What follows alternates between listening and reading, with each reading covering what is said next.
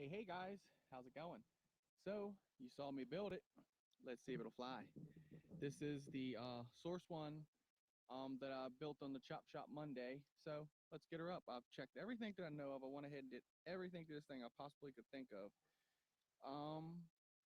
Let's see. Everything's turned in the right direction.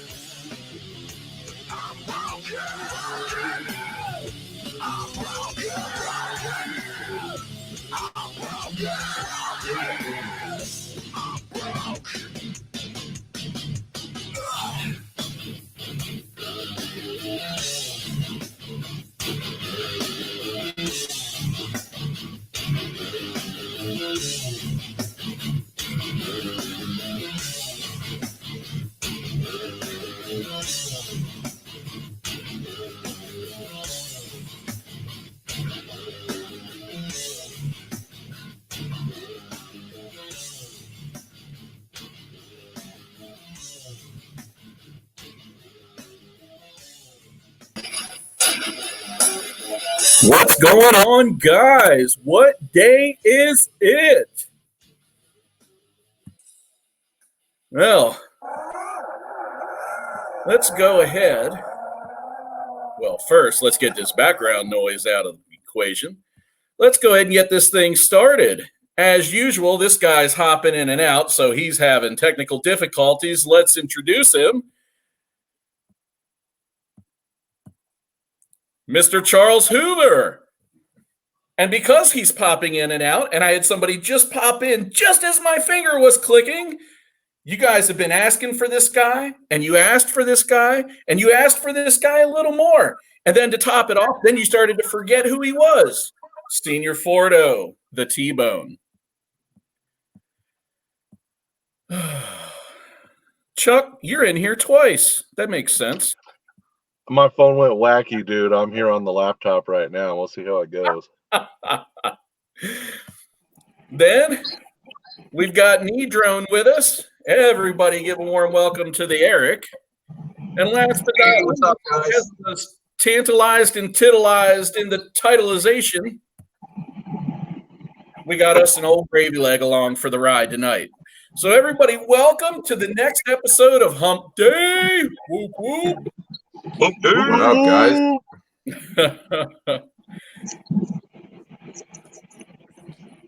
So what's going on, boys? Oh, you know, not much. We're just letting everybody know we're still alive and working on shit like we always do. I hear that, Yeah, man. he's driving.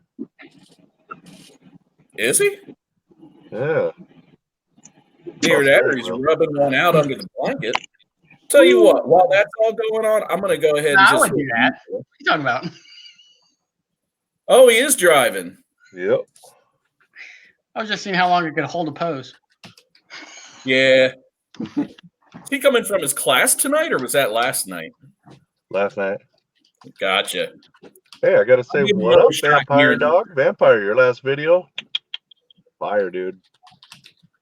Yeah, well, so while we'll all get a chance to pop in on some of that stuff, I like to go through every couple weeks right before the show, literally hours before the show, and just kind of review the stuff people have been putting on the FPVnoobtube Facebook group. I kind of like that as a hub versus trying to catch up with the like 700 channels in YouTube and figure out, you know, which ones I want to use. And I'm looking for the ones that kind of have the most views, most clicks, most comments, things like that. So,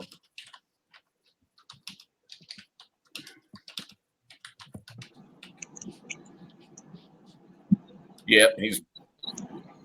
So, Joe, you bless us with your presence tonight. Yeah, I have way too much to do, so I figured I'd add something else to do to it. I know, we haven't seen you forever, bro. It's that whole work thing. Sucks. Yeah. Is what it is. Well, OGL's got something for you. He, Matt was telling us just before I told him, hold that thought, we'll come back to it in a minute, that he quit his regular day job to take up flying to pay bills. Eric, no insult. I'm going to mute you because we're getting a ton of background noise. Yeah, so, brother, I kind of cut you off. Go ahead and tell us all about that because now I'm really interested. No, I kind of I got to the point where, I mean, I was every waking hour, unless I was hanging with my kids and family or working or sleeping, was getting consumed by FPV, and it was like the only thing I did. And I was unhappy with my job. A lot of people know that. So one day some shit went down, and I just decided, well, that's it. Like I don't belong here anymore. And I just walked out. Like I punched out and left. And then I did like a little freelance work, just like taking pictures and stuff for people and getting by. And now I'm working at this place called Above Summit in Somerville, Mass. And they do photography, videography, aerial photography, aerial videography, like pretty much all production stuff. And they're trying to incorporate FPV into it also for like high speed chases, stuff like that. And so now I'm working with those guys, and it's a blast. The only thing that sucks is it's like a 1 to 3 hour commute each way every day, but I guess it's worth it. Oh, darn. You get to fly for a living, and you have to drive for it. Yeah, I know. That's the way I look at it. I mean, yeah, I have to drive sometimes 3 hours just to get to work, but it's like sitting in traffic for 3 hours isn't that bad when you get to actually go out and do that. So Well, I hope that works out for you. So, just because I'm curious, is it like contractual right now, part time, full time? I'm full time, as many hours as needed. Like me and Chuck were actually talking before this. I just got a call. I got to be in town at 6 a.m. tomorrow because somebody wants something done with the sunrise of the Boston skyline in the background. That is So- fantastic, brother. Congratulations, That's- man. Thanks, man. Seriously, to fall in, I'm going to use the words fall into something like that. I mean, there are people that dream about that opportunity. And you said it wrong. It's Boston. It's Boston. Yeah, I know. I have my wife taught me that you have like a phone voice. So that's my on-air voice is I can pronounce stuff until about 2 a.m. Then I stop caring about that. That is just my regular Boston accent, which is pretty heavy. I've heard it. We like it. We like it. It's sexy. Yeah. Well, thank you. Yeah, I mean, it's awesome. Like I brought FPV to these guys, and they've brought a new level of flying to me. Like they've been super great. They've been like really gracious to me, and they've given me a lot. I think my third day there, one of my coworkers gave me his old Mavic that didn't work, and he's like, "Oh, take this home and fix it for me." And I'm like, all right, cool. So I didn't have to work the next day. I was still awake at like 1 a.m, 2 a.m. 45 minutes later, I'm outside my front yard. I had the whole thing apart, put it back together. I had it out flying. So I sent him a video of it, and I'm like, "Hey, it's flying. I'll bring it into work tomorrow." Guy's like, No. That's yours. You got that thing flying already? You can have it. Like, what? So now I got that, and just all the cool stuff, like stuff I never thought I'd be flying, like 24-inch prop octocopters, and today I was flying a hexacopter, an Alta 6 with an 8K camera on it. Never thought, and I was flying at FPV too, which is nuts. I never thought I'd be doing stuff like that, and now here I am. Dude, it's nuts. I want some links, bro. I want to see your work. Oh no, I definitely will. Actually, you guys can check out abovesummit.com. I don't know, can I put it? I think I can put it in the link. I forget. But either way, if you guys can't find it, hit me up and I'll send it to you. Or I'll send it to you in the chat in here. There's also a thing too, is Boston Film Fest. That's coming up soon. So we're actually putting this on. So I've been volunteering with that too. It's BostonDroneFilmFestival.com. And they have an FPV category, a cinematic category, action sports, all this stuff. And that's coming up towards the end of November. I believe it's the 19th. And we have a ton of people submitting FPV videos. I'm building a whole quad, and they're giving it away. They're buying all the parts. Like, people are donating all the parts, or we're buying the parts, and then we're giving it away. It's going to be a 7-inch long-range bandolero, and the thing's baller as hell. Nice. Yeah, I'll throw a couple links in. You're processing all that, and I'm just I'm partly jealous, partly really happy for you, partly really curious, just all these things mashed up into one. Right? Yeah, I don't know how to feel about it. Like, if I were to put myself in your situation, I'd be like, wow, fucking opportunity galore. Yeah. But man, I think back in every job I've ever had, like when I was a maintenance guy, I never fixed my fucking house. As a driver, I'm not like, hey, let's go on a long road trip. I don't think that would suck. In fact, I have more interest in Chuck's truck than Chuck does. I'm crawling around that thing like a 4-year-old. He's like, don't care, it works, don't care. Right? So I don't see that happening with you, but I just think back to all my pasts, and every time I I worked at a coffee shop when I was a teenager. Mhm. I didn't drink coffee after that, Yeah. No, it's not too bad. I mean, I like the people I work with. They're awesome. Like I love everybody on the team. I get along with everybody. It's like a real small, close knit group of people that all have the same idea. So I think that's like what I was missing with other jobs is, you always have like that one dickhead at work that you just want to beat his face in. I don't have that. Like there's nobody that even remotely fits that criteria. So how big is your team? Like how many other people are doing this at that company? Right now I work with it's 3 people mainly.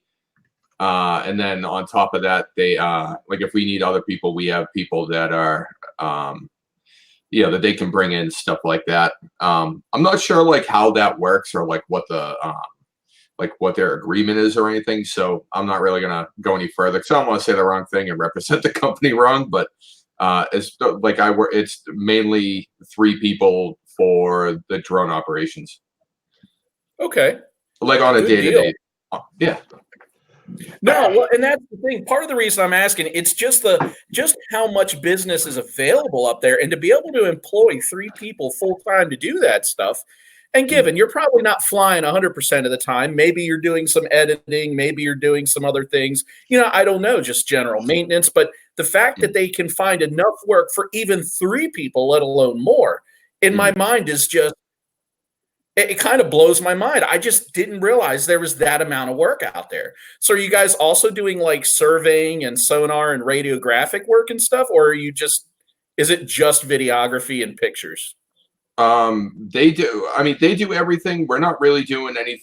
Well, I haven't been on any of those shoots. I'm not sure if they do that. But from as far as since I've been there since May, it's just been, I've either been flying drones, operating a camera on a drone while somebody else flies it and I listen to them to get the shot, or I'm building stuff and repairing stuff. I mean, there is a lot of maintenance with it. So, I mean, I could work more hours probably than I am right now. It's tough with the commute because there have been nights that we were filming in Boston. we did a shoot on Fenway for a customer, and I was out that way until 11. I think I left Boston at like 11 o'clock, and I got home and then had to be up the next morning to go shoot again. And it's tough with that much like driving because it's taken away from being productive completely. Sitting in traffic trying not to fall asleep is not productive at all. Not in a lot of ways. So. Yeah, you need a Tesla, bro. Have you actually considered? I don't know if you're there long enough to know this is going to be for sure, but consider moving. No, I could never move from this house. This was a family house, so I could never move from here. I kind of expected that answer to be honest. Yeah, I had to ask though. Yeah, you guys know me too well. I'm way too dead set in my own ways to sell my house and move. But it's cool because so that commute time, is that mostly because of traffic or distance? Traffic. It's 30 miles from my house. So if I go at like I don't know, maybe like 4 in the morning when nobody's on the road, it'll take me like 35, 40 minutes doing 80. If I go in rush hour, like tonight, it took me like 2.5 hours to get home. And it took me like almost 3 hours to get in this morning. So, well, I know Chuck loves to drive just because, well, he's a driver, but oh my God, I go batshit nuts. I mean, That's not driving, bro. Yeah, you need to get a Tesla, bro, because you can just put your hand on the wheel and kind of sleep all the way there. Oh man, I would love. Because I come home and I take a nap. Like I just woke up from an hour nap so I could do this, and I was like, all right, I was gonna wake up anyway and do stuff, but I got up and now I'm doing this. But yeah, I'll like take like a quick hour nap, and sometimes I want to pull over on the side of the road to like get off at an exit and just take a nap real quick, and then get back up and finish the commute home with this less traffic or something. Well, all I just heard was you woke up with little to no sleep just to come on this show with us, which makes us feel like it's a big fucking deal. So we're going to stick with that story. Yes, I'm with Josh on this one. This guy. Good shit. Hey, can you guys give me one quick second? I just actually have to run to the other room real quick. and then I'll be right back. I get it. I No. borrowed a tool from my neighbor, and I gotta No. bring it back. No, it's not okay. All right, hold on, boys. I'm sorry. You're good. We'll be here. Oh man. Well, guys, I am ecstatic. Tomorrow, when I leave work, I'm driving a couple hours west, and I am going to spend some time this weekend with old Chuckaroo here. Really looking forward to hanging out with my bro again. Really looking forward to doing some flying, and it's got me scrambling to get all my stuff together. I have been just working away. I brought like every tool, every drone repair thing with me. I brought so many bags with me on my trip to the airport this week. I actually had to check luggage. He never ever does that. Hell no. And it's funny because you're racing. I'm doing the same thing because I'm pretty much down all my quads. I got 2 back up going now. We're gonna hopefully get a third and maybe the toothpick on Friday. But we're all hurrying to get all our shit fixed so we can go fucking rage. And the place I'm taking to is going to destroy everything we own. He keeps saying that, and I'm partially terrified and partially excited. Flying that place is pretty fucking terrifying. It really is. But man, is it fun. It's exhilarating. Like it's a 3-story hangar-sized building. It's as long as a football field. It has side buildings on it that are all interconnected through broken walls. There's dives. You can dive the ceiling, and that's where the real danger is. There is a danger of losing your quad, is when you go for those ceiling dives. Because if you crash on the roof and can't get off, there is no getting it back. I'm having flashbacks. We'll Dude, have to park on the lawn just to see if we can get the cops' attention. Hey, and you're gonna love it, dude, because it's actually a train yard, sort of. It's like a little depot where they have different sections of track, so there's always train cars parked there, and it's a really, really scenic place to fly. And inside it's just dirty and broken and awesome.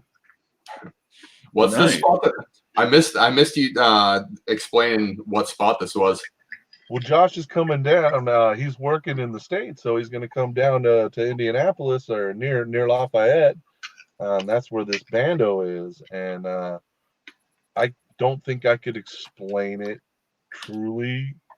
You guys will just have to see it. It'll be on YouTube. It'll be on my channel. It'll be on his channel. It'll be everywhere. Nice, hell yeah! If we go home with our GoPros, anyway. Yeah, that's the key. Yeah, there's like a rash of losing GoPros. I have already lit 1 quad on fire at that place. Oh God! So that's 2. You had 2 flamers. Technically 3 because the other I was flying with somebody else the other week. We don't talk about that one. I plugged my battery in and it blew all the caps off of the PDB. Nice. Yeah.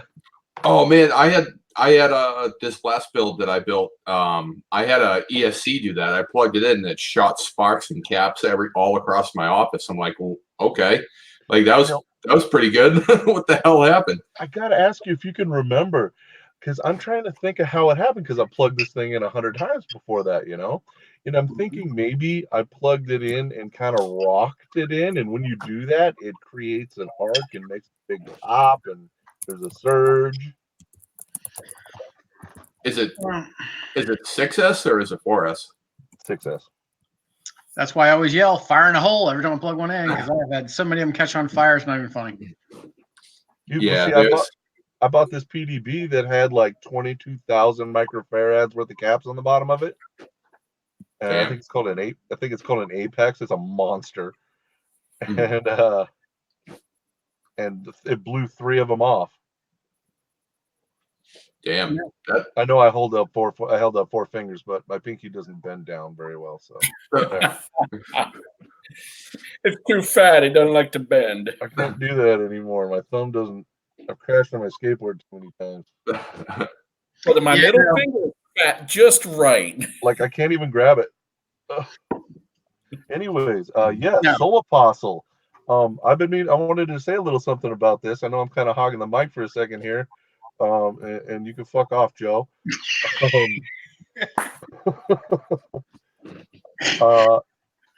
He says he was thanking us for the props, and nobody really knows. We sent Razman some props, and Razman is actually doing something really cool. He is sharing his equipment with a couple of noobs to get them in the hobby. And I don't know if you guys know Razman that well. Well, he doesn't have a lot of equipment to share.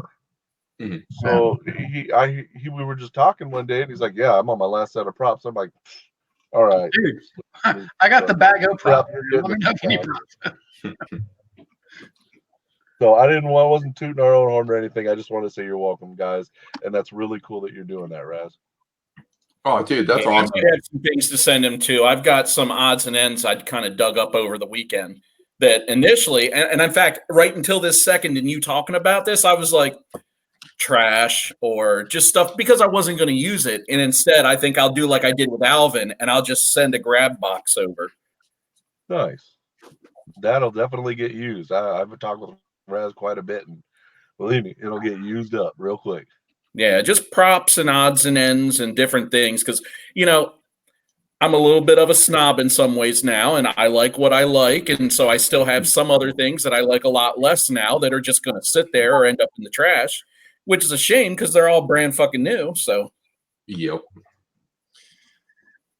Yeah, I've gotten picky. I've gotten snobby with some of my parts. It's like I'll only run certain stuff, and I have something that I want across the board now for like the whole quad minus the frame. So it's like, God damn it. No, you know what? That's good though. You should be steady in the equipment that you use. The bad part about that is you get into that like I love this, and then they discontinue one motherfucking part, and then you want to scream bloody Why murder. do you think I don't buy Hyperlight motors anymore? Every time I buy a set, the motherfucker discontinues them.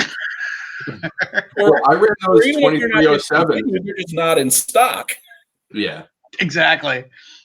Like those 2307, 2522s, I've been running those since I started flying. Like even when I was flying line of sight, I was flying those things. The motors, those are so good. Yeah, I'm on my Sing kick. At this point, I won't fly anything but Sing motors. I only use AK-32 ASCs. I only use Talon flight controllers. Like I'm like king of the snobbery right now. If it's anything but those things, I'm like, Yeah, no, dude, I've been a snob since back in the day, bro, when I first started flying KISS. Yeah, I'm on you were one of the first. Actually, you were the first in the group to go that route. Not only did you pick KISS, but you like latched on to all the high-end stuff, and you were like, I'm only flying the best. I could afford it at the time, so I was like, fuck it. Actually, you know, I couldn't really afford it at the time. That's why I didn't fly for like 3 months at a time sometimes. I mean, honestly, to do like a fully built rig, like something nice with like really good motors, ESCs, all that. If you do a KISS V2 build instead with like individual ESCs, it's $30 more. That's it. It's not a huge difference, but for some people it is. I mean, $30. Hell, that could be a set of motors for somebody. So it's. Well, I mean, $30 on the 300 you're already spending for the electronics. So you know. Right. Yeah. I mean, for the ESCs and flight controller compared to like let's say like a Brain Radix and a PDB, and then some Wraith Metal Fet ESCs, it's like $20 or $30 difference, all said and done. So it's really not. I mean, if you're going to buy really good stuff, you're going to pay for it. I mean, there is a premium for the hobby. So. There is. And, you know, that's probably one of the biggest recurring talks is not just cost of entry, but cost of maintenance. Because, I mean, you'll get spells where things are going pretty good and you'll be able to get a couple weeks without – hell, I've gone times where I fly 2 weeks on the same set of props because I'm not beating them up. And then all at once, you know, like a train wreck, and it just takes everything with it. Yep. So – it happens. These guys know the last couple weeks I've been trying to repair these drones, and I've burnt up 2 brand spanking new 4-in-1 ESCs in a row. Damn. I was terrified to plug in this last time. Yeah, I can't do the 4-in-1 ESC thing. I need to be able to fix in the field, and that's like taking way too much apart for me. I don't even like putting them together the first time, never mind repairing them. I've actually recently gone back to singles because I burnt up a few of them KISS 4-in-1s. Are those the iFlight ones? What's that? Are they the iFlight ones, or is that something No, that I'm the thinking different? 25 amp, the newer 25 amp KISS 4-in-1. Oh, They're yeah, only I heard. they're only rated to 5S, but I use them on 6, so I'm kind of Yeah. hard on them. They are a little overbuilt. And they do have the power limiting protection, but I think that only goes so far, maybe. Do they have thermal protection too? Like I know even the V1 KISS stuff had like thermal protection on it. No clue. I'm sure they got to have something. Yes, that if V1 has it, V2 still has it. Yeah, it's hard to fit all that stuff on like one PCB. So I wonder if like some of the sensors they kind of ditched. The new KISS ESCs are actually 2 PCBs. Really? Yeah, the power is all on one and everything else is on the other, so there is no chance for noise. Wow, no kidding. Holy Yeah. crap. I guess that's another reason to fly KISS. No one fucking believes me. No, I've flown. I love V1. Like between like Helio, Brain, and KISS, like they all fly great for me, and I couldn't ask for anything more until the newer version of it comes out, and then it's like, holy shit. Yep, nailed that one, Eric. He's finally caught on too. Everybody I talked to about it, one of my suggestions: you buy motors, buy 5 or 6. You buy an ESC, buy 2, or if you're buying single ESCs, buy 1 or 2 spares. The idea is always have the spares sitting there waiting to be used because it's not if. But yeah, I still do have two 4-in-1s left that haven't gone, so I'm gonna ride them out. You got to gold plate one of them, just kind of hanging up somewhere. That'd be cheaper than the damn ESC. Well, I'll tell you, this last build, I just put a brand new one together, and this is running those Sing budget motors in a lower KV that I normally run, but I was just like, I want to get a hold of these things and see what they're all about. But I also took Chris Justice's advice and threw a Mamba stack in there. He was like, look, for $40, flight controller and ESC, you can't go wrong. And not only has he been flying them, he's been running 6S on them. So I'm like, you know what? $40 all in. That's not bad at all. I mean, even if you fry it, it's like, okay, $40. Like that's a whole stack for $40. Yeah, and Chris runs 6S on them. So I mean, dude, if I wasn't a KISS guy, that's what I'd be flying straight up. That's not a bad price at all. And that's like what you guys were talking about with cost of entry barrier. $40 for ESC and a flight controller. That's not bad at all. I mean, hell, even the HGLRC 20x20 is like $80. Dude, I think I just spent 40 on a 16x16 HGLRC stack. Probably. Oh man, I don't know how they do that. World on you guys because I'm browsing through chat and I see 507 just said watching the sunset in the DJI HD FPV is just unreal. I can only imagine. Like I'm waiting to get my opportunity to experience that because in my brain, I'm always going, with all my pixels and my 8-bit goodness, going, I bet this is really beautiful in my in my GoPro, and then I pull it down, and minutes later, I'm finally looking at it, and I'm like, yeah, that was really nice. Dude, I was kind of bummed. I'm glad they did it, but I'm bummed at the same time that that Fat Shark said no, we're not going to release ours yet. It's not ready because it ain't even close to what the Digi guys do.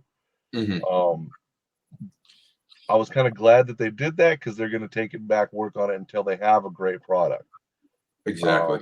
But I'm going to wait for that because, fuck, I already got HDOs. So. Yeah, I think they definitely, like, them humbling themselves and saying, after seeing what came out, we're not done. Like we gotta step our game up. That's awesome for a company to do that, and that's good for the hobby. Because imagine if they put that out and it sucked. It would turn everybody off on digital completely. It would just be another what is it, Connex or whatever. I mean, even it has its place, but what they were going for was directly for our market. So them saying, no, we're not putting out something that needs to be revised and just to make money. That's awesome. I'm trying to make it simple, accessible, affordable. Mm-hmm. And I'm paraphrasing, but they straight up said, I think the owner of the company said, you might as well just go buy the DJI because we can't come close to that yet. Yeah, well, and that is a pretty incredible. That's a pretty incredible something for the leader of a company to say. Mm-hmm. Right, but it's also very meritorious to DJI and just what they've put into it. I mean, what you're hearing is that the because Fat Shark is the first one to really open their mouth about it, not DJI, right? Mm-hmm. Oh, it's coming.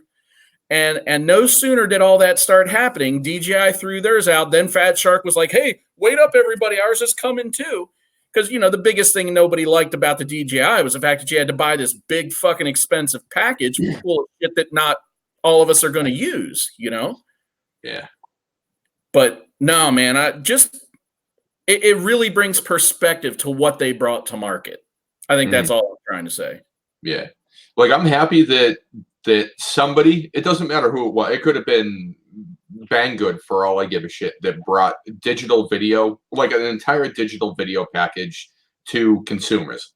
That's all well and good. Like, I kind of wish DJI just did their own thing, because like they've one firmware update and they could ruin it. It could completely fuck the whole thing up.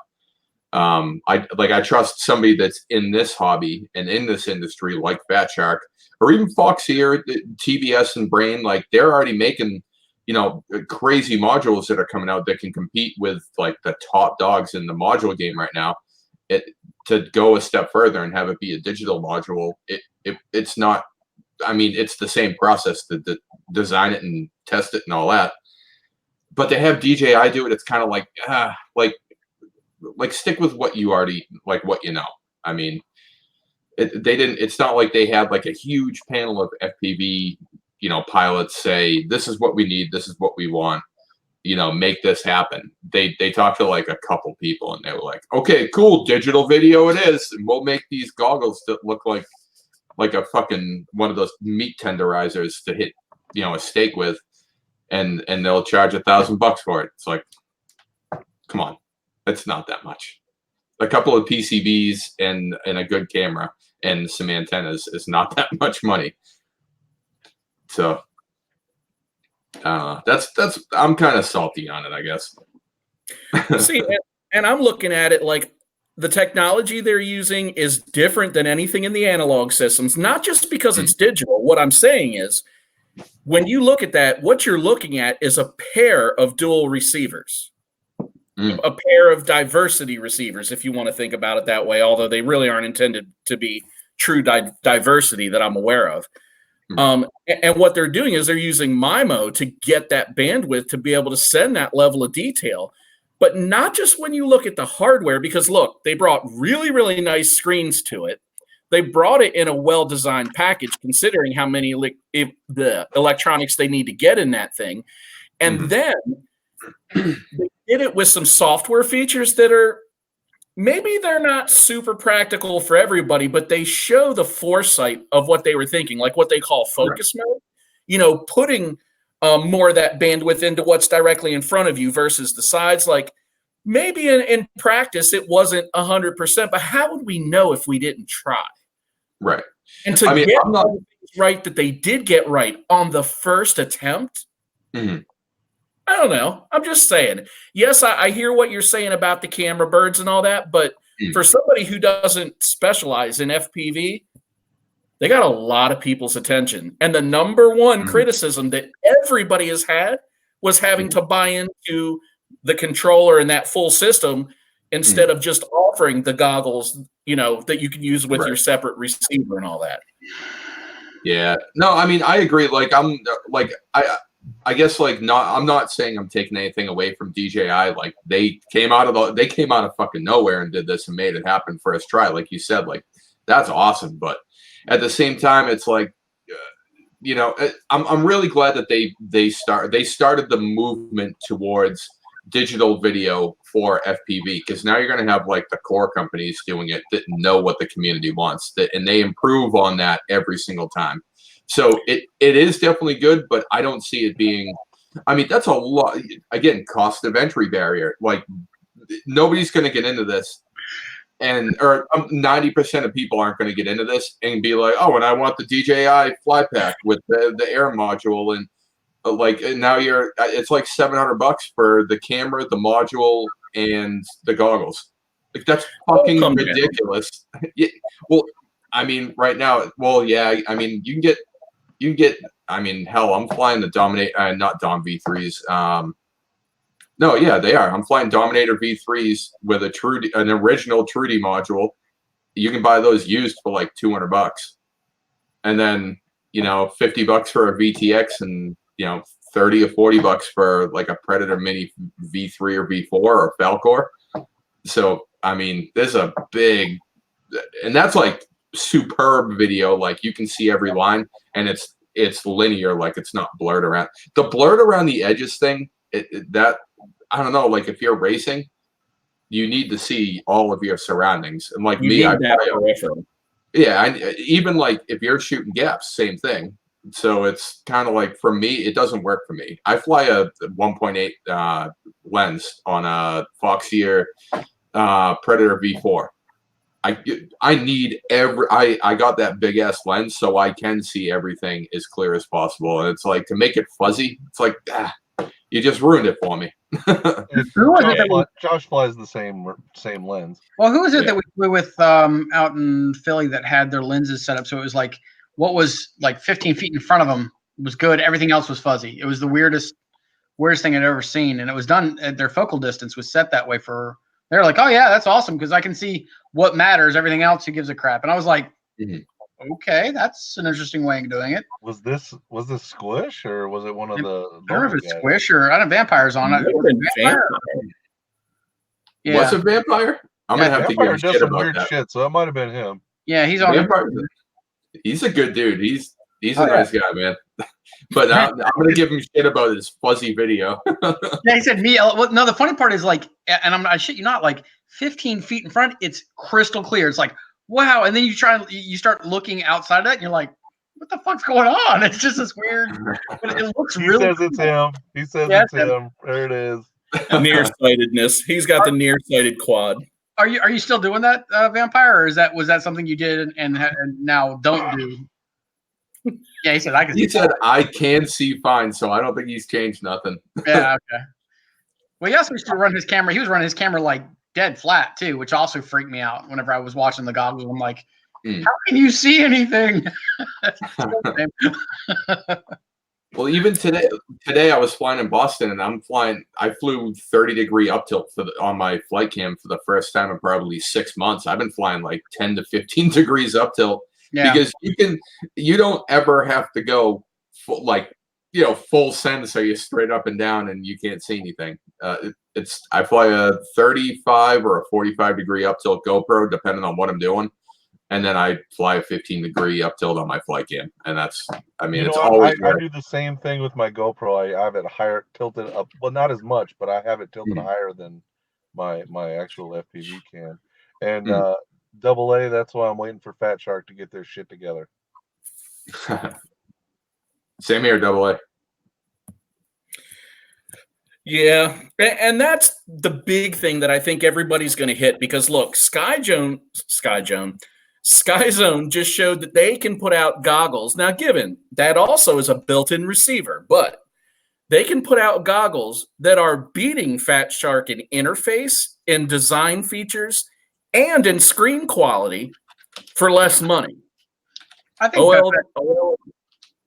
Fat Shark got fat and happy being the guy on the top, and then all of a sudden, you know what I mean? And when you are the top, the lead, most companies don't innovate because they're like, fuck it, I got the money. What do I care, you know? Like what have they changed in the last 4 years. I mean, they with the HDOs, they went with the same lenses as the Sky Zones. Cool. Or is it Sky Zones or the AMWay Commanders? I think it might be the AMWays have the same. It's not the lens; it's the panel as the HDOs, and they've been using them for forever. The OLED. Yeah. I didn't know that. No, I thought they were. Are they OLED? I didn't think they were. That gravy.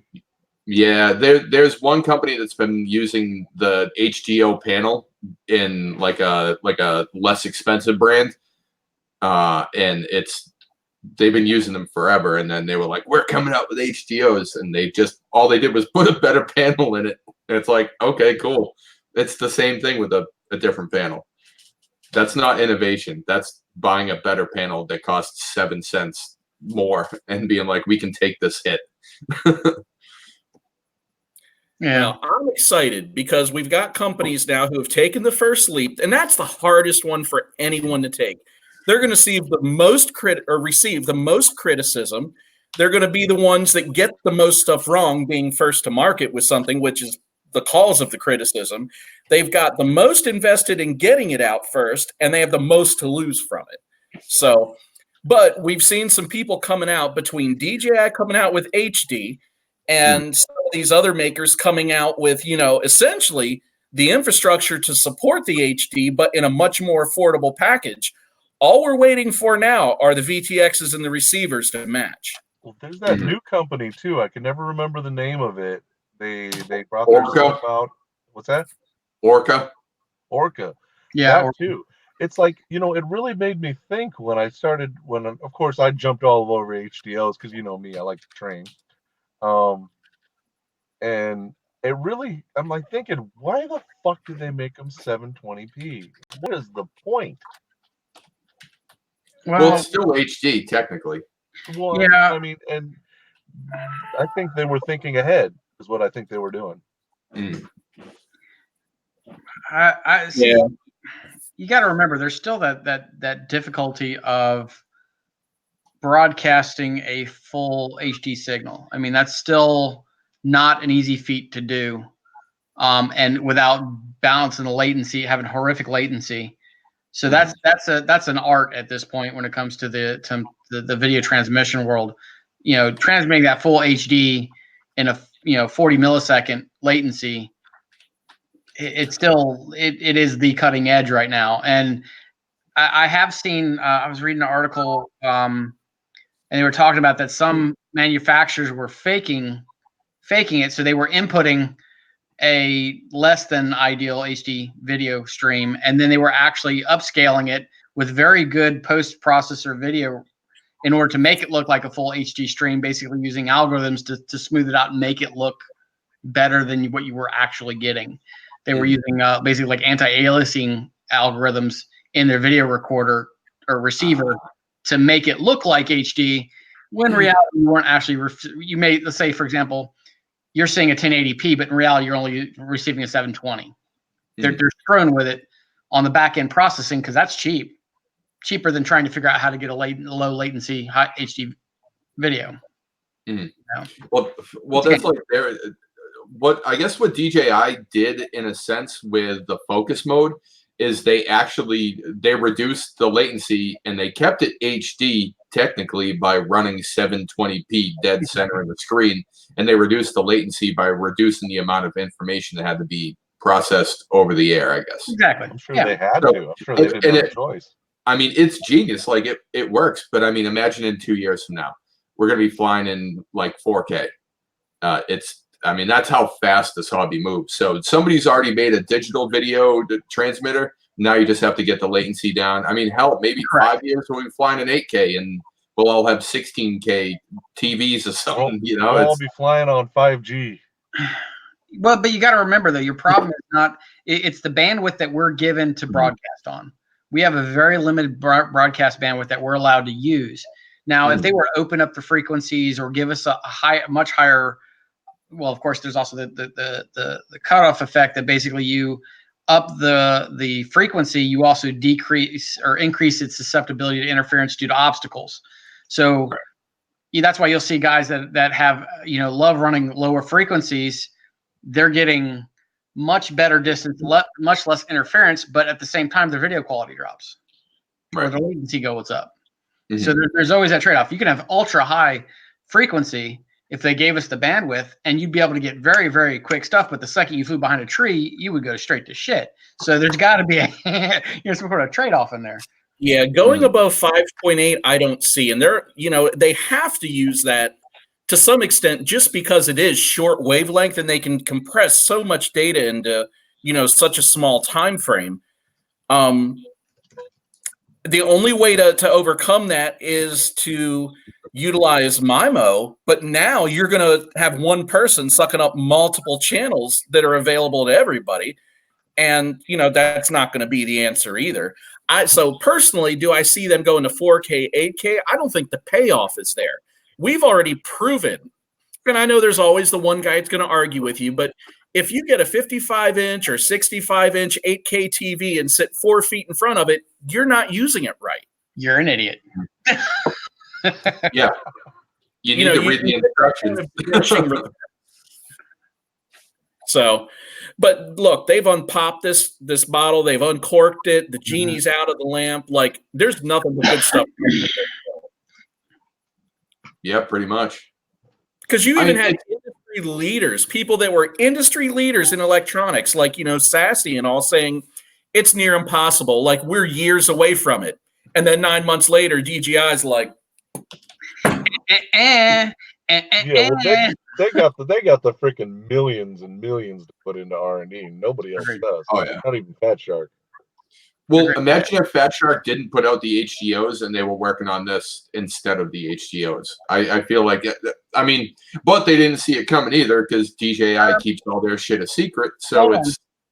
But now you got to be careful though. Now you're trying to compare a goggle manufacturer to a company who makes a all-around system. So Right. Fat Shark doesn't make receivers really. They don't make video transmitters. You got to be careful with saying, oh, Fat Shark, dropped the ball on it. They make goggles. They're only going to make to what 80 percentile is going to buy.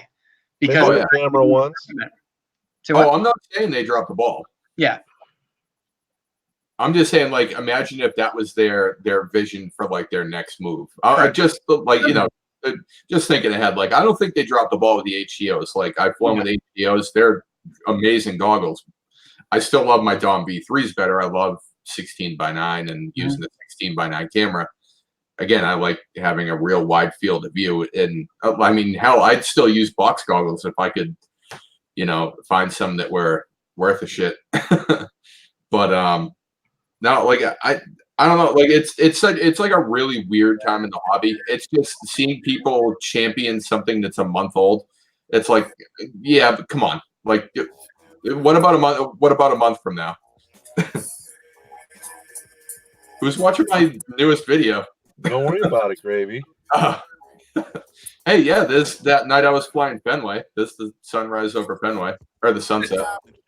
So out of curiosity, when you guys are flying your camera rigs, do you have a pilot set and a camera set? So you've got, because a lot of times you have a guy. Yeah, okay, because you can't be expected to pull footage and actually, not hit things. Yeah, you can fly both at once if it's like a Inspire 2 or something like that. But we have stuff that has like Movi Pro camera mounts, and we'll have a cinematic camera built on it. Nobody's paying attention to you anymore. Gravy. Sorry, I know. We're all watching this fucking footage right now, dude. All right, I'm also trying to do stuff for Gummel also because we're upgrading Active Directory and I had some issues there. Oops. Just honestly, all right, I'm an ass. Fly a 360 cam. Get an Insta 360 Pro, and they're like $5,000 or something. That's what I was flying with today, hanging like 4 feet off the bottom of a Alta 6, and you can get whatever angle footage you want, and then you get each of the 8 cameras. I think there's 8 lenses, and you can get all that, and you can take each camera's footage and use that, and then use the next one. So it works really well. Dude, that flight was on fire, bro. Thanks, man. Damn, and that was a skinny ass pole you just bonked. Yep. It wasn't even just a pole; it was the sign. Right? Yeah. And that was Gravy, this is some good shit. I Thanks, have man. to admit, I haven't watched you in a little while, dude. And you have, damn, son. thanks, man. I appreciate it. Yeah, I noticed this one when he put it up. I was watching it on one of my breaks, and I'm screaming like at the first inverted yaw spin, just because you nailed the level right and everything. I was like, like throwing my phone on my dashboard and squealing like a little bitch. Oh man, I got one for you guys then. If this is actually like, I just kind of put it out because I had to get back in a groove of editing my own, like editing my stuff and doing all that. I couldn't find music. I wasn't happy with my footage because I'm seeing all this other footage that I'm creating, and it's like, what the fuck? There's got to be some connection between the two. And it kind of clicked, and I went out and flew and put that video out in like just maybe like 6 hours from the time I started flying till I exported it. And And it's gonna yeah. cover your face for a second, but I gotta put that up. A raw spin, I love it. You're all spent like it. oh, the raw. Oh, if you want to see inverted raw spins, go to check. Here's a quick video. Actually, it's a little bit shorter than the last one. Look up I don't even know what that is. It's a inverted yaw spin. Stop, do a roll, and then do another inverted yaw spin. Oh fuck! I'm gonna break all my shit again. Go check out the quick backyard rip video. That's got a couple of good ones in there. That's a good. That was one of my favorite videos. Well, do a raw spin.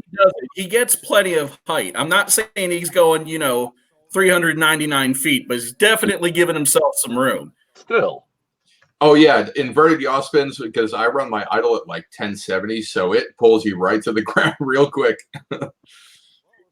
Yeah, I run 6.5%, so I get the same thing. If I don't, flip and pull it off and then get back around, boy, I'm just headed for the ground. Mm-hmm. With a great So, vengeance.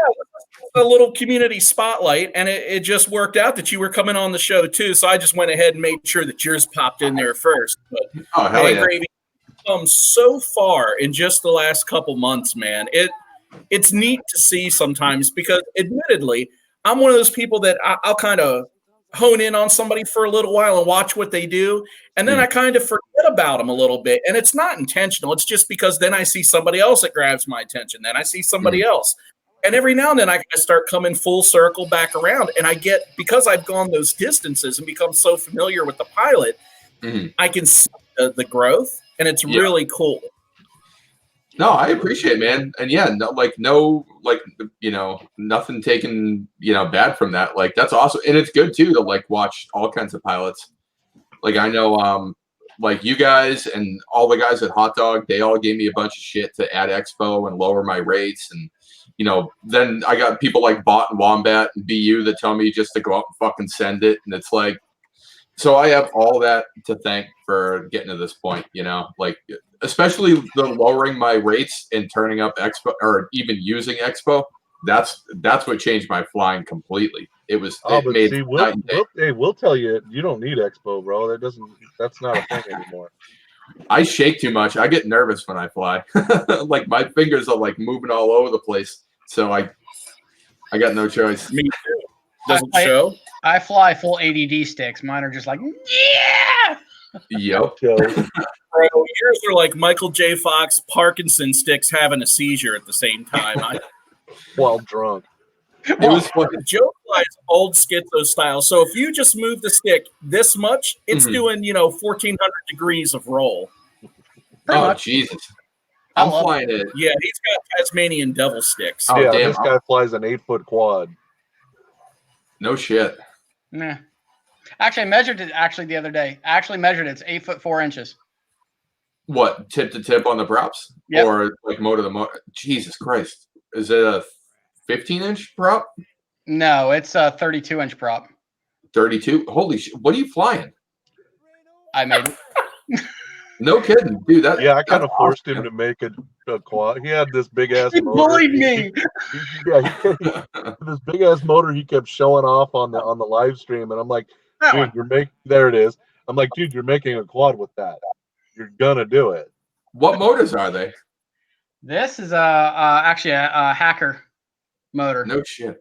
out of a giant scale aircraft. But the funny part is I had 2 of them, and then I went to go buy 2 more, and they were like, "Oh yeah, they're identical." Well, I got them in; they're not identical, so I was like, "Fuck it, I'll just buy all new motors." So I bought four motors and 32-inch props and a shit ton of carbon fiber, and Damn. yay. What KV are those? These? Yeah. These were. Are they like 80 or 100, 120? And These don't even qualify as KV technically because they're 149 RPM per volt.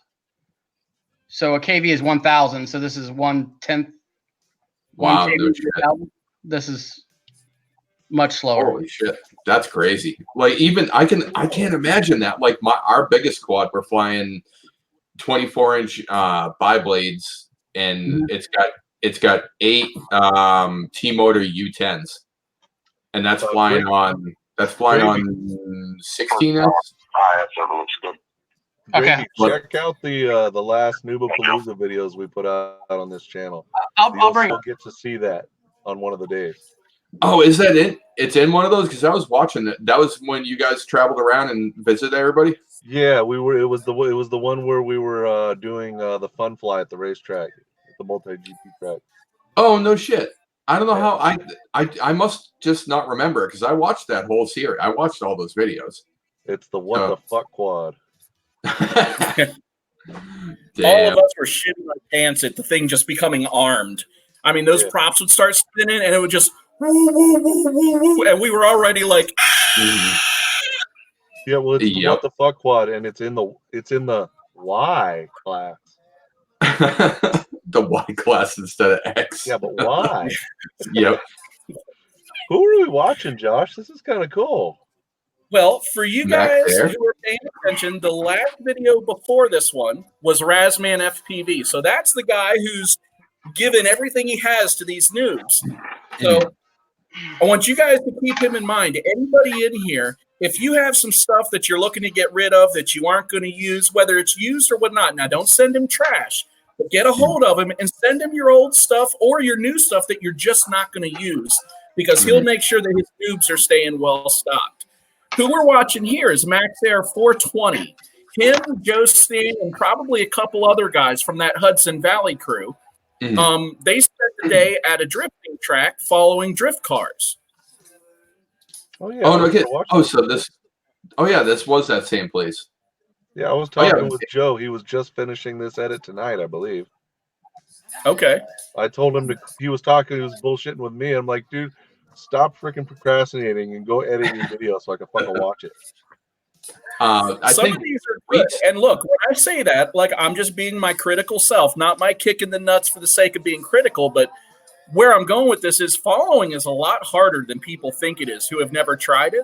Yep. Because you're trying to match speed, you're trying to match trajectory, you're trying to keep the subject, the centering, the object in your camera. Like you're trying to do all this stuff with somebody who's driving different speeds. So they're changing their speeds, they're changing their directions. It's a lot harder than people think it is. Dude, I could barely follow another quad, let alone something crazy.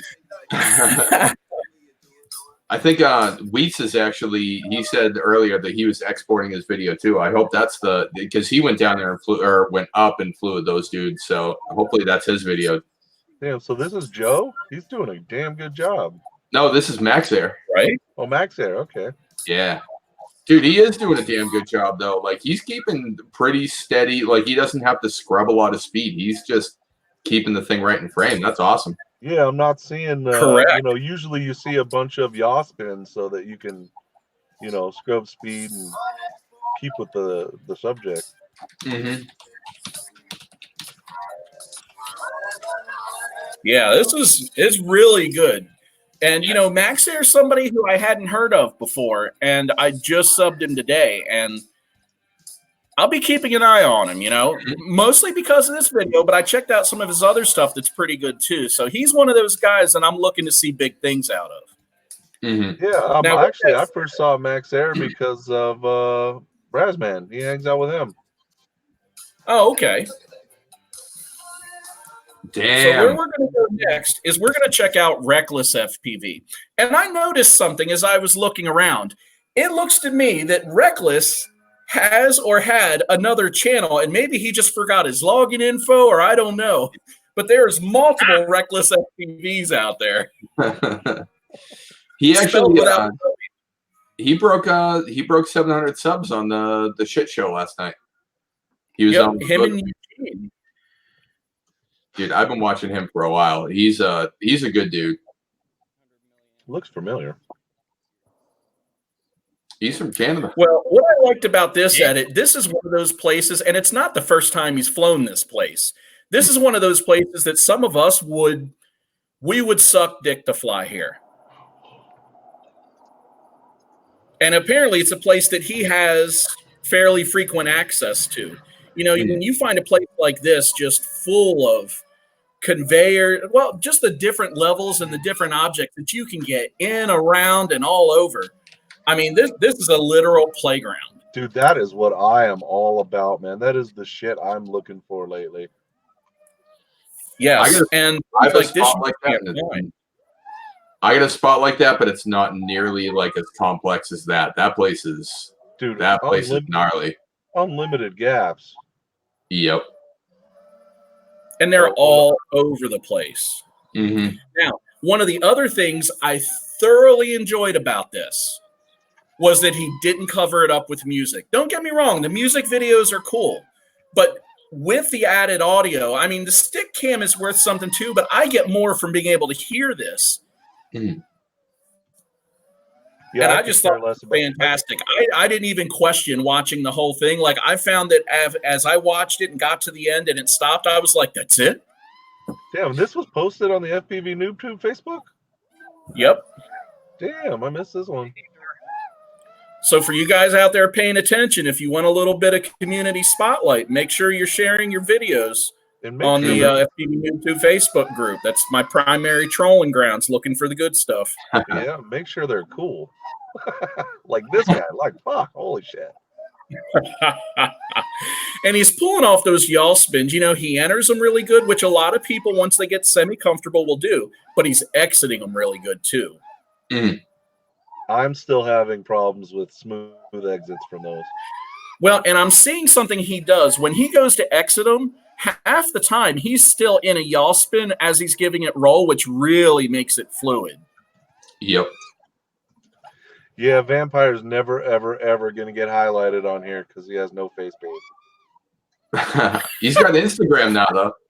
We will make sure that he gets highlighted. Tell Look, Vampire, guys, when I Vampire can put it on my when I said share, that was a fair point. Not just on, you know, don't just tag us or drop it in the Facebook group. You can tag us on Instagram in your videos too, and we will see them. And if they are worthy, in fact, you know, we'll make sure that we're highlighting those too.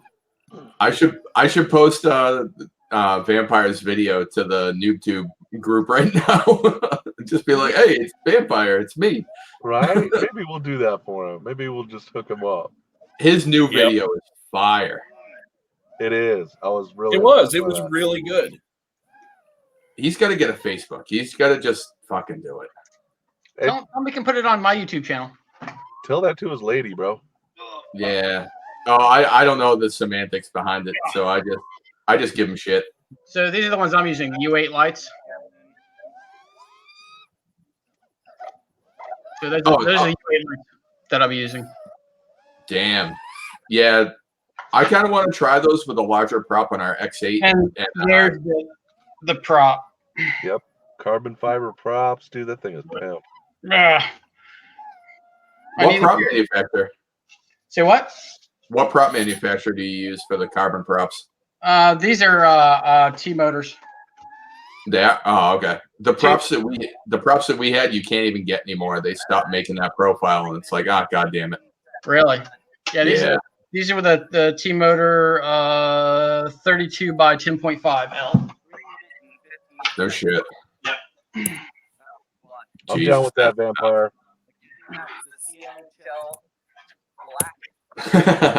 Yeah, that's a valid point, Vampire.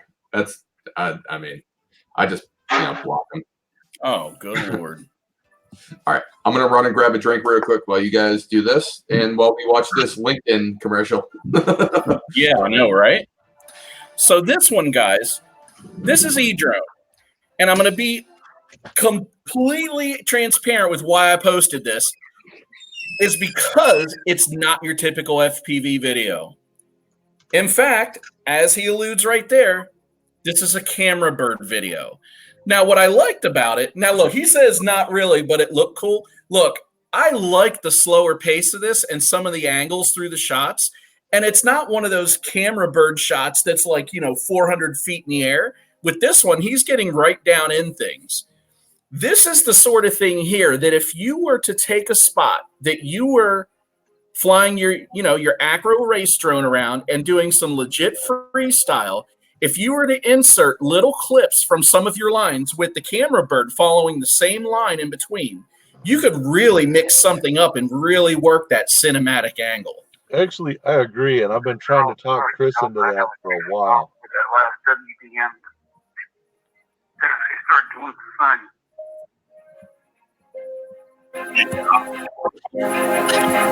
That's what that is. Oh, no.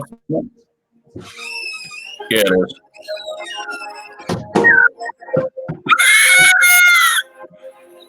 Don't do that shit, Chuck. Jesus Christ. Gravy, thank the heavens you didn't have your earphones on yet. I heard it as I walked back in. So yeah, I appreciate that he posted this. A lot of our guys who fly and have camera bird will not try to do much with them and post it out there for people to see. And I think not capable in the same way as an acro FPV drone, obviously.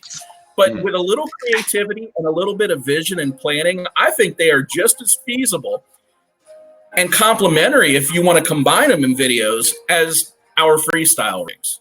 Oh, as much shit as I talk, bro, I'd kill for a Mavic Air to intermingle in with my FPV stuff. Well, what you need to do is round up one or two of those drones, get them together, and leave them with Chris, the master trader, to work up their value. In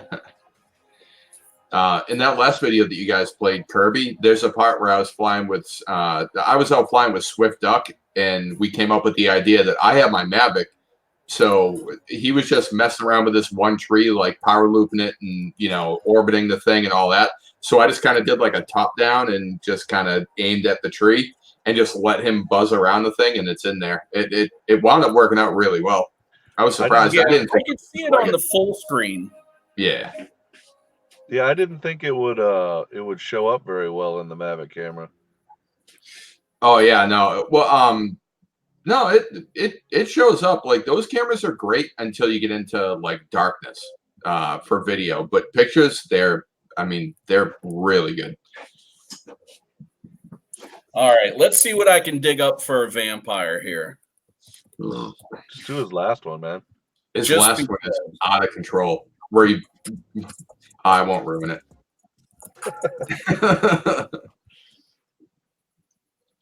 Little vampire love here. 241 subs. If you guys like this guy, hell, if you hate this guy, go give him a sub and just check out his stuff. Just for that logo. I mean, come on. I saw somebody else with that logo recently, and my first reaction was that they were ripping off Vampire. Well, everybody's ripping off Vampire. He's the original in everything, didn't you know? Yeah, this one got on his aggressive side. He just kind of took his parking lot and decided he was going to flip the kingdom come with it. Yeah, pretty much. I like it.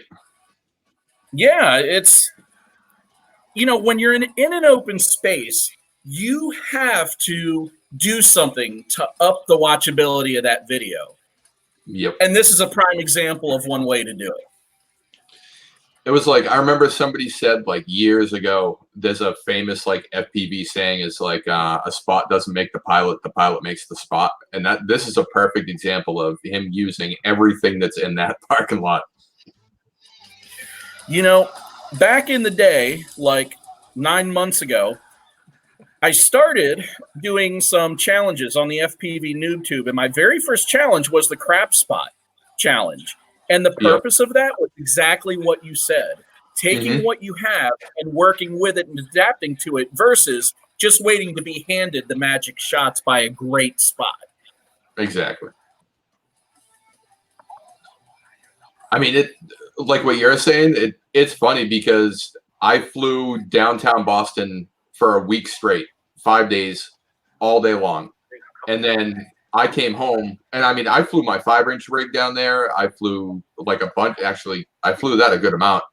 And then when Swift Duck came up, we just went to that parking lot in the last video. We had a fucking blast. Like, there isn't a ton of stuff to do, but it's fun as hell. So I wasn't flying like this either. So like during the week, I'm not flying this way. I'm just maybe speed, but that's about it. So when you say you were out flying downtown Boston, explain that to me.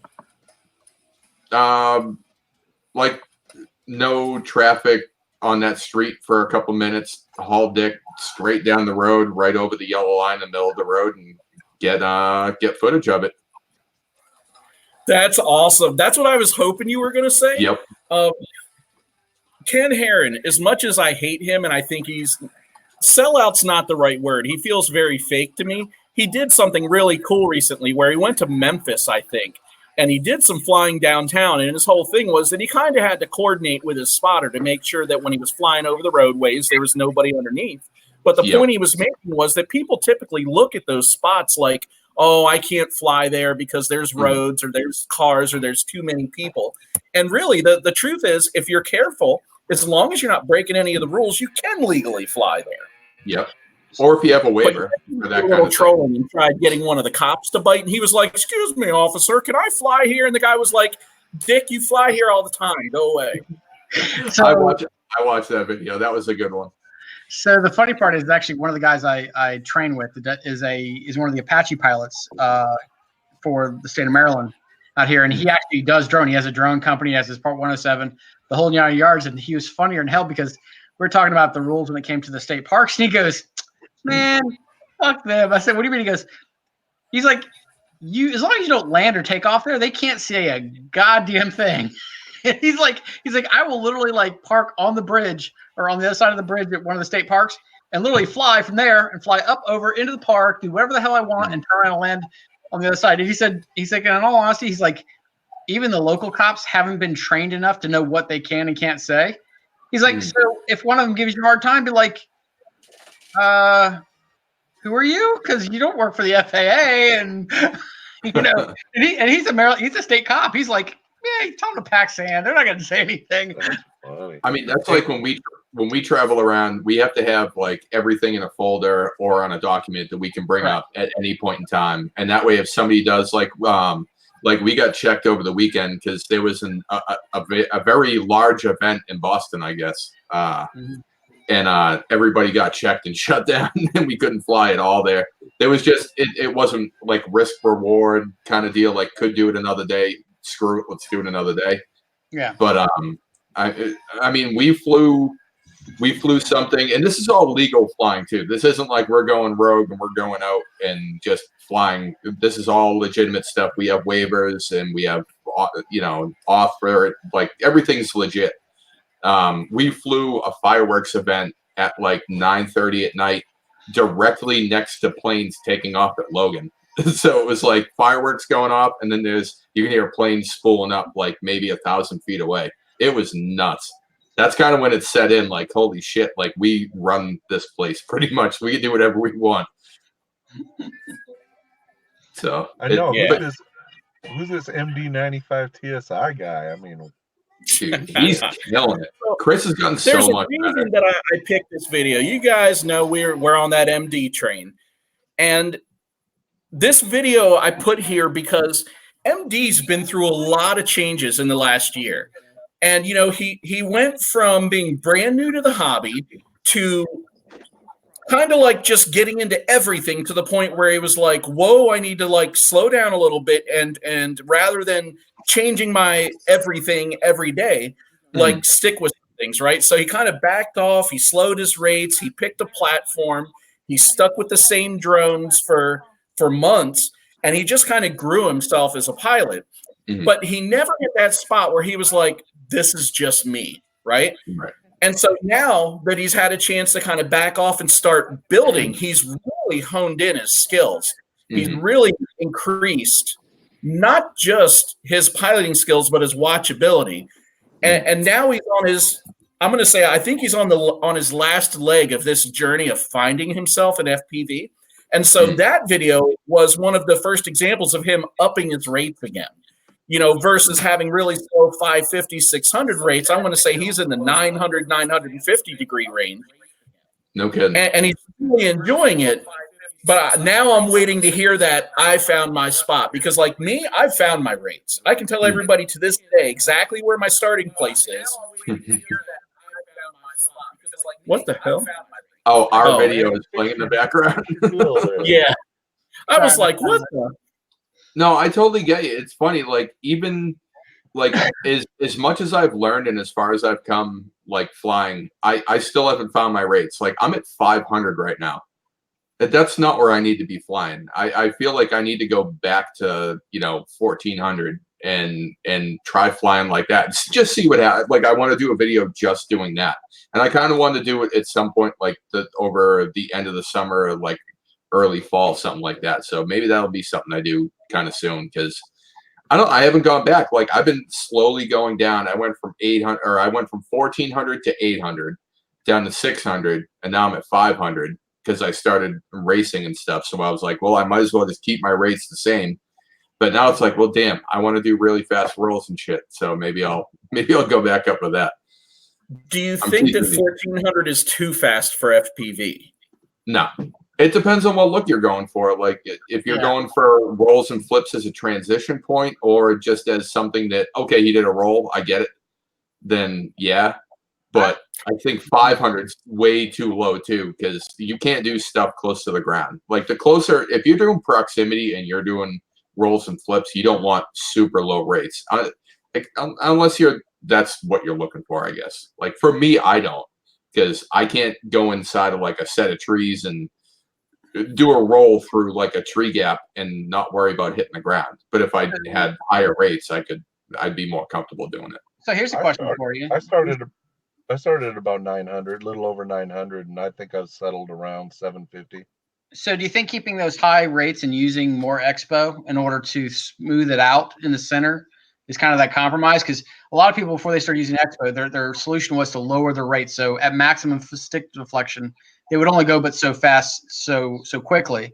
Using of the expo and smoothing that center out, and knowing that you have that full flick to get that instant response that you need for that low stuff is why people are starting to move their rates back up, but utilizing the expo more to smooth it out in the middle so they can get that smooth flow, but they can also get that very quick response if need be. See, I know like with what I was originally running is I was running no expo, but I was using Super 8 as expo.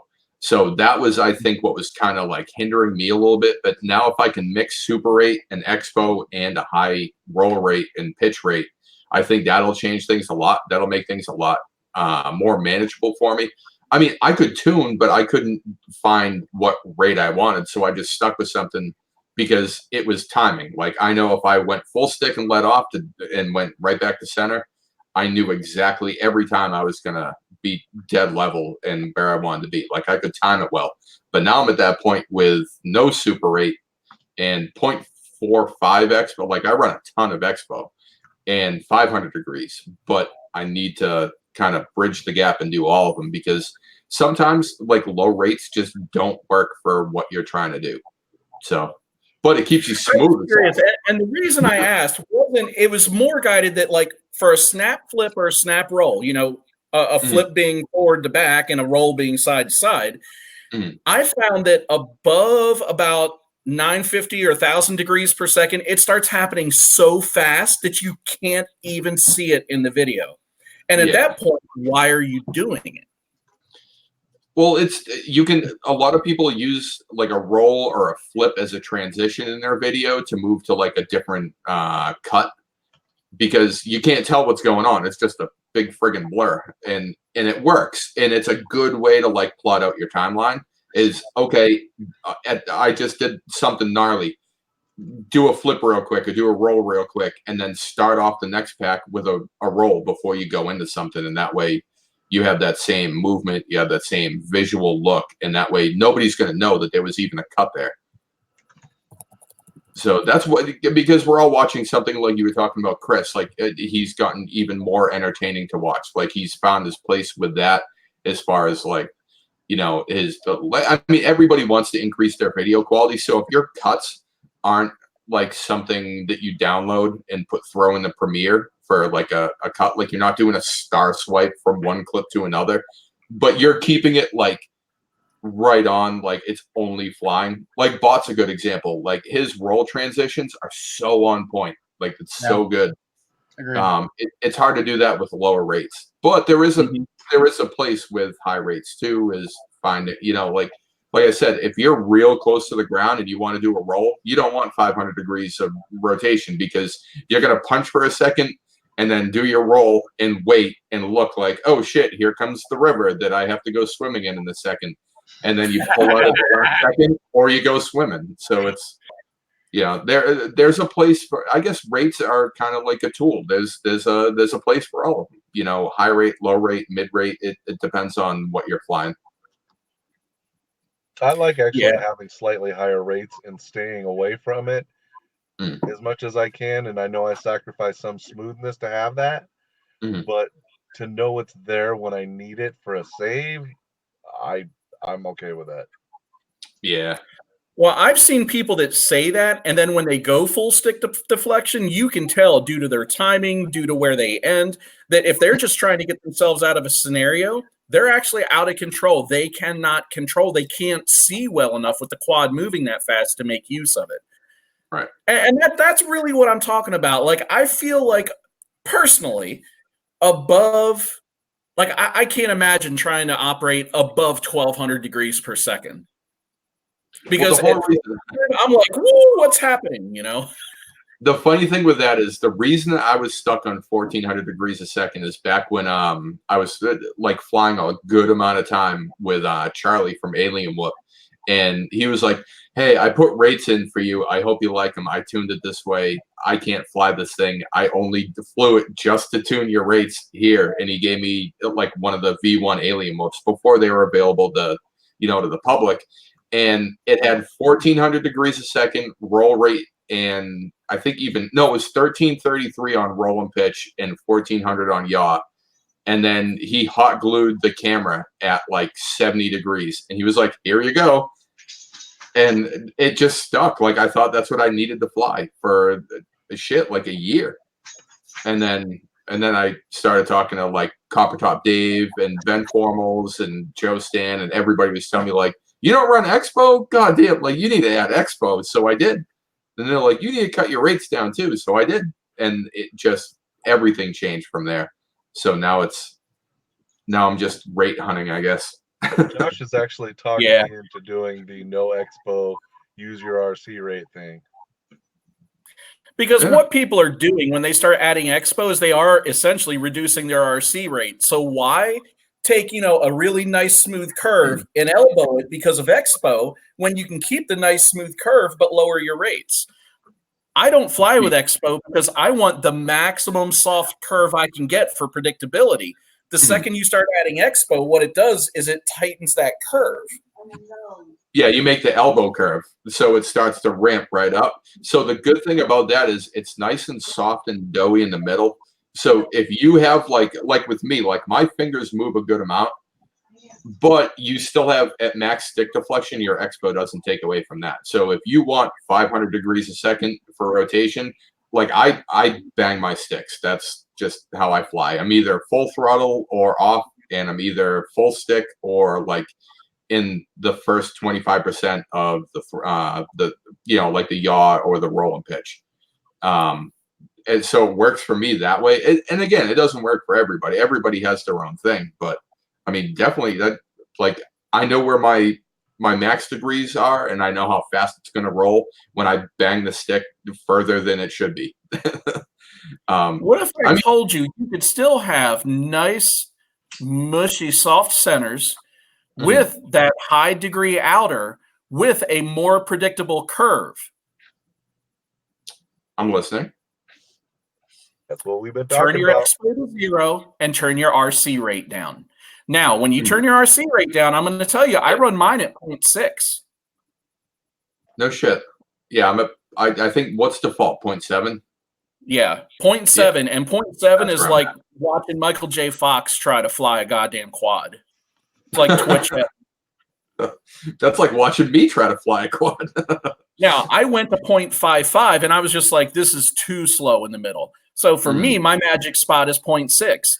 And then you just increase your super rate to get to that outside stick, but you're going to maintain a really nice, predictable curve. Just give it a shot sometime. Like, turn your expo to 0, like write down or get a screenshot of what your rates are, and just lower that RC rate and then ramp up the super rate to be where you want to be on the ends, and tell me it's not better.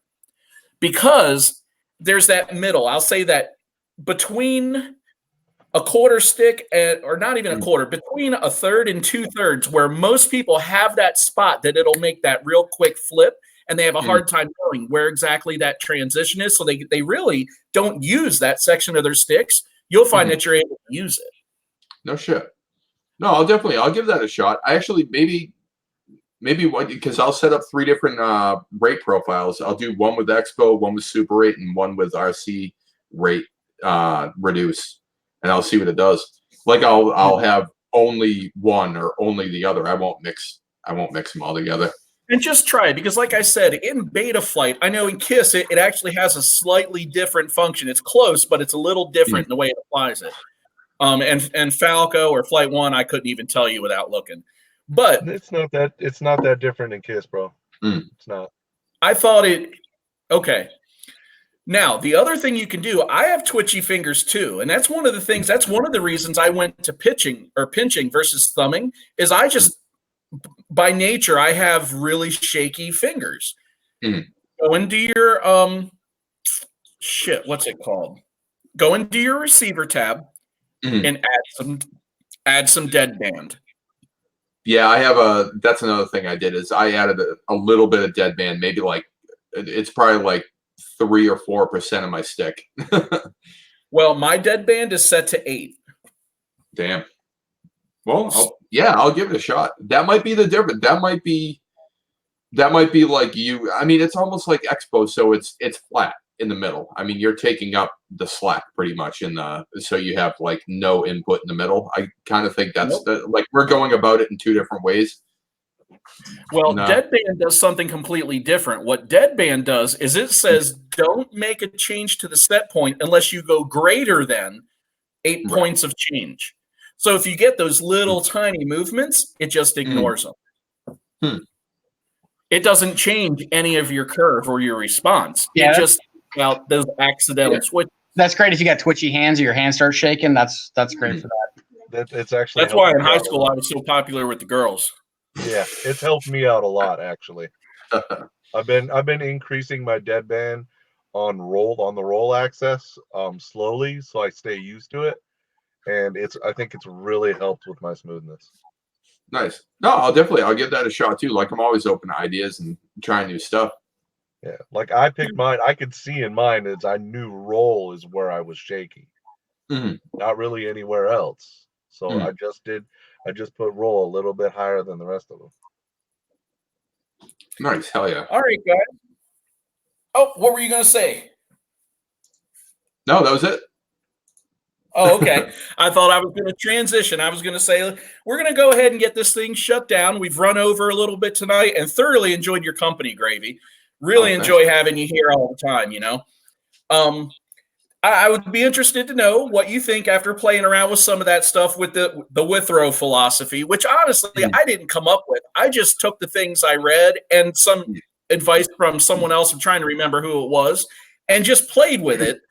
I got so much benefit that I try to push it on other people, you know, like Bill Cosby with roofies. So, Jesus. Oh, he drugged me good. Oh, Right. man. He got me like 3 times. But I haven't had anybody tell me that, it was crazy and it didn't do what they expected and they hated it. On the contrary, what I found is that everybody that gave it a shot said, man, you're really onto something. And that's why I keep pushing it, because it seems to be a really good method. So, no, good luck with all that. Definitely thanks for sharing all that with us. Congrats on the new job. Man, eat that shit up. Hell yeah, man. Absolutely. Congratulations, brother. That's an epic move in your life, man. Yeah, You guys haven't smashed. Oh, go ahead. Oh no, I was gonna say, like, I'm definitely I'm in a much better spot than the last time I was on here. Like, I'm happy that everybody has been supporting of me making changes. Like in my family, all my friends, like you guys, like it's good. Like this proves I made the right choice to get the fuck out of that place and actually. Dude, I can see it in the way you're taught, and the way you talk, and the way you're smiling, like for no reason. Like it's good, brother. Oh hell yeah! Thanks, guys. That means a lot. It really does. I tell you the same, or I will tell you the same thing that I keep reinforcing with not just my kids, but some close friends and all. Find your passion and do what makes you happy. If you do what makes you happy long enough, you will become an expert in it, and then the money comes. Yep. You've got to be happy first. Yeah, and like you guys said, I'm happy now. Like I got out of that fucking hole that I was in. It was terrible. I don't know if that's true, because I've been masturbating for years and I'm good at it and I'm still not making money. So I must be doing something wrong in there. I mean, you're looking at the wrong outlet. You just spend it on stupid shit. My wife just told me I'm not that good at it, apparently. She's so mean. I love Laura. Exactly. Oh man, that's fucking great. All right. Yeah, right. So some other things, guys. We've got some big things coming the next couple weeks. So you guys who are here, make sure that you're tuning in the next, 2 to 4 weeks as well, because we're gonna have some stuff going on across the next couple shows. Some really fun stuff that we're really excited to roll out and get going with you guys. So bring some friends. Look, the more people we have, the more we can do.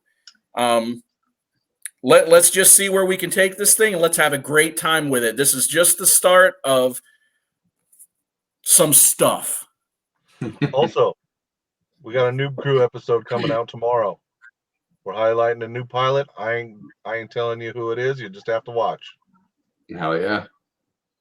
You got it. And one of these days I'll get Gravy, bastard. Now we have to. He's like pro level. I mean, the dude literally gets paid to fly. He's getting paid. Wait a minute. No, you are a professional drone pilot. Technically, but I'm still, like I'm not gonna let it change who I am. Like, I mean, it's made me happier, and I'm happy with like my life more, like what I do outside of my home. But yeah, I guess technically I am. Well, hey, nobody said you had to be good at it, man. You just got to get paid to be a pro. Trust me, I work with a lot of people that get paid that are horrible at what they do. So, I mean, there's room for improvement on everything. That's why I left my last job. All right, well, hey, guys. I want to thank all you guys in chat for coming in tonight. Soul Apostle, it's good to see you in here. I know Razman rounded you up. You too, Max there, and who else? There was a few new guys in here. Sorry if I missed you. Glad you guys came out. Join us again in 2 weeks. Dose. Later, guys. Happy crashing.